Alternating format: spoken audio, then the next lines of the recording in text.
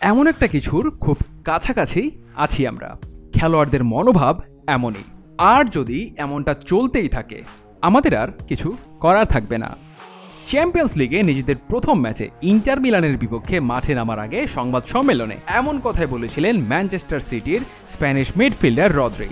কিন্তু এটাই প্রথম নয়, এর আগে এমন সুর শোনা গেছে সিটির ডিফেন্ডার ম্যানুয়েল আকাঞ্জি এবং লিভারপুলের গোলরক্ষক এলিসন বেকারের কণ্ঠেও।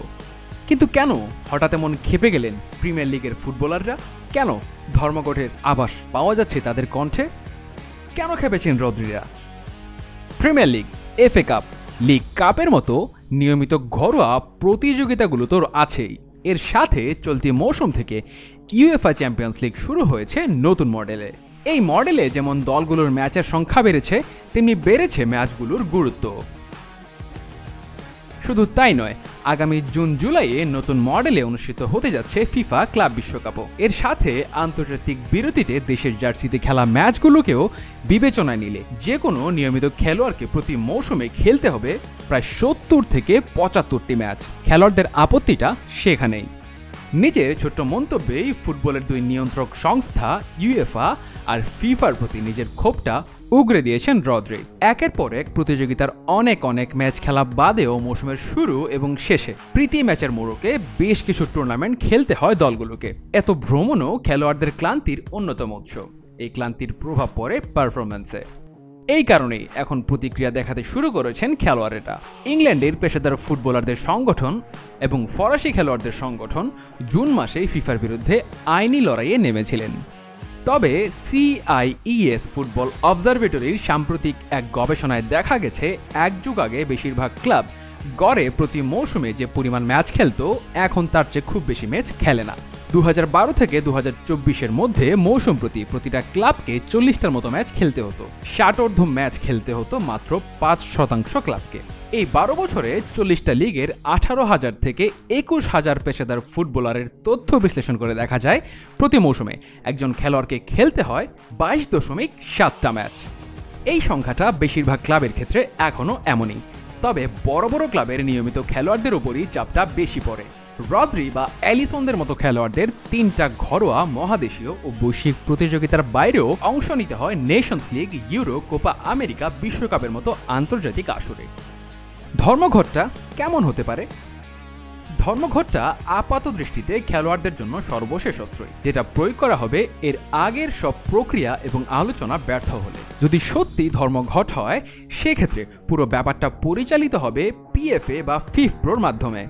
ইংল্যান্ডের ফুটবলারদের একমাত্র সংগঠন পিএফের জন্য এই ডাক দেওয়ার কাজটা সহজ নয়। তাত্ত্বিকভাবে 5,000 সদস্যের মতামতের ভিত্তিতেই কর্মসূচি নির্ধারণ করতে হবে তাদেরকে, আর এই 5,000 সদস্যের মতামত গ্রহণের কাজটাও বেশ সময় সাপেক্ষ। আবার খেলোয়াড়রা যদি সম্মিলিতভাবে এই ধর্মঘট জাতীয় কর্মসূচিতে যাওয়ার সিদ্ধান্ত নেন, সেক্ষেত্রে premier league, the English football league, the football association, UEFA, FIFA প্রত্যেকটা সংস্থার সামনে সুযোগ থাকবে আইনের আশ্রয় নেওয়ার। তাই সব পক্ষই চায় আলোচনার টেবিলে সমাধান করার। ইংলিশ ফুটবলে কি আগেও এমনটা ঘটেছে? পত্রিকার পাতা উল্টে ফিরে যাওয়া যাক 2001 সালের নভেম্বরে। প্রিমিয়ার লিগ কর্তৃপক্ষের সাথে তখন পিএফের আলোচনা চলছে। প্রিমিয়ার লিগ কর্তৃপক্ষ তখন চাইছে বিদ্যমান 5% বদলে ঘরোয়া ব্রডকাস্ট চুক্তিগুলোর 2% পিএফএকে দিতে। স্বাভাবিকভাবেই পিএফের অবস্থান ছিল এর বিরুদ্ধে। প্রায় 3 মাস আলোচনার পরও কোনো সমাধানে পৌঁছানো গেল না। তখন পিএফএ সিদ্ধান্ত নিল ধর্মঘটের সিদ্ধান্তের পক্ষে বিপক্ষে নিজেদের মধ্যে গণভোট করার। তাতে খেলোয়াড়দের 99% ভোট এলো টেলিভিশনে দেখানো হবে এমন যে কোনো খেলা বয়কটের পক্ষে। ডিসেম্বরের 1 তারিখ থেকে এই ধর্মঘট শুরু করার সিদ্ধান্ত হলো। Manchester United coach sir Alex Ferguson এবং রয় কিন, গ্যারি নেভিল, ব্রায়ান গিগসের মতো খেলোয়াড়রাও অবস্থান নিয়েছিলেন ধর্মঘটের পক্ষে। প্রিমিয়ার লিগের পক্ষ থেকে আইনি ব্যবস্থা নেওয়ার ঘোষণাও দেওয়া হয়েছিল, কিন্তু শেষ পর্যন্ত সেই পর্যায়ে আর যেতে হয়নি, কেননা পরে অনুষ্ঠিত এক আলোচনায় শেষ পর্যন্ত সমাধানে পৌঁছে দুই পক্ষ। সময়ের পথ ধরে আরও অতীতের দিকে গেলে দেখা যায় গত শতাব্দীর 60-এর দশকেও এমন একটা ধর্মঘটের হুমকি দেওয়া হয়েছিল। খেলোয়াড়দের সাপ্তাহিক বেতন বৃদ্ধির দাবিতে পিএফের প্রধান কর্মকর্তা জিমি হিল ধর্মঘটে যাওয়ার সিদ্ধান্ত নিয়েছিলেন। তার এই ঘোষণার পর নমনীয় হতে হয়েছিল দ্য ফুটবল অ্যাসোসিয়েশনকে। অন্য দেশে বা অন্য খেলায় কি এমন ঘটনা ঘটে? খেলোয়াড়দের সংগঠনের শক্তি যে দেশে বেশি থাকে সেখানেই এই ধরনের ঘটনা বেশি ঘটতে দেখা যায়। অবধারিতভাবেই এই তালিকায় প্রথম নামটা আসে মার্কিন যুক্তরাষ্ট্রের। NBA, NFL, major league baseball, NHL, মার্কিন যুক্তরাষ্ট্রের প্রায় প্রতিটা খেলাতেই কখনো না কখনো ধর্মঘটের দাগ দেওয়ার মতো পরিস্থিতি তৈরি হয়েছে। তবে মার্কিন যুক্তরাষ্ট্রের বিভিন্ন খেলার এসব ধর্মঘটের সাথে ইউরোপীয় ফুটবলকে মেলানো হয়তো পুরোপুরি ঠিক না। যুক্তরাষ্ট্রের ধর্মঘটের কারণ মূলত বেতন ভাতার অসামঞ্জস্য, অন্যদিকে ইউরোপীয় ফুটবলে এই ধর্মঘট মূলত খেলোয়াড়দের ওভারলোড কমানো। পাশাপাশি ফুটবলারদের সংগঠনগুলোকে কর্মসূচি দিতে হয় অনেকগুলো ফুটবল নিয়ন্ত্রক সংস্থার সঙ্গে আলোচনা করার পর। সত্যি কি শেষ পর্যন্ত ধর্মঘটের পথে যাবেন খেলোয়াড়েরা? সূচি এবং ওভারলোড নিয়ে রদ্রি, অ্যালিসনরা বিরক্ত হলেও সাউদাম্পটনের ম্যানেজার রাসেল মার্টিন বলছেন ভিন্ন কথা। খেলোয়াড়দের ধর্মঘট কর্মসূচি পালন করবেন এমন মনে হয় না তার।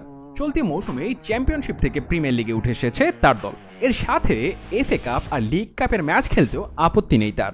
তবে বেশি বেশি খেলার ক্লান্তির কারণে বড় দলগুলোর খেলার কোয়ালিটি কমে যেতেও পারে বলে তিনি মনে করেন।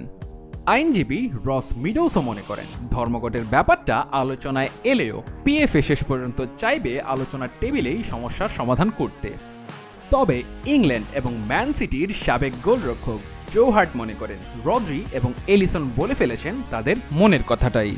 তার বিশ্বাস, সংবাদ সম্মেলনে প্রশ্নের উত্তর দিতে গিয়েই ধর্মঘটের কথাটা তুলেছিলেন রদ্রি। পাশাপাশি ধর্মঘটের কিছু আইনি জটিলতাও রয়েছে। ব্রিটেনের প্রচলিত আইন অনুসারে ধর্মঘট করা খুব একটা সহজ কাজ নয়। ক্লাবগুলো চাইলে ধর্মঘট চলাকালে খেলোয়াড়দের বিরুদ্ধে চুক্তিভঙ্গের অভিযোগ আনতে বা বেতন ভাতা স্থগিত করতে পারে। তবে সাধারণত খেলোয়াড়দের পক্ষেই থাকে ক্লাবগুলো। এখনকার ফুটবলে রদ্রি, এলিসনদের মতো বড় দলের নিয়মিত খেলোয়াড়দের প্রতি মৌসুমে যে পরিমাণ ম্যাচ খেলতে হয় সেটা একদিকে যেমন সর্বোচ্চ পারফরম্যান্সের অন্তরায়, আবার ক্ষেত্র বিশেষে অমানবিক। তাই ফুটবল নিয়ন্ত্রক সংস্থাগুলোর কাছে প্রতিযোগিতাগুলোর সংস্কার এবং ম্যাচ সংখ্যা কমানোর দাবি জানানোটা খুবই স্বাভাবিক। পাশাপাশি এটাও সত্য, বেশি ম্যাচ খেলানোর এই অভিযোগটা ম্যান সিটি বা লিভারপুলের কোনো খেলোয়াড়ের জন্য যতটা সত্য, লেস্টার সিটি বা সাউদাম্পটন বা ক্রিস্টাল প্যালেসের জন্য ততটা সত্য নয়। তাই দাবি আদায়ের জন্য ধর্মঘট কর্মসূচি যৌক্তিক মনে হলেও সেই পথে যাওয়াটা আপাতত একটু কঠিনই মনে হচ্ছে।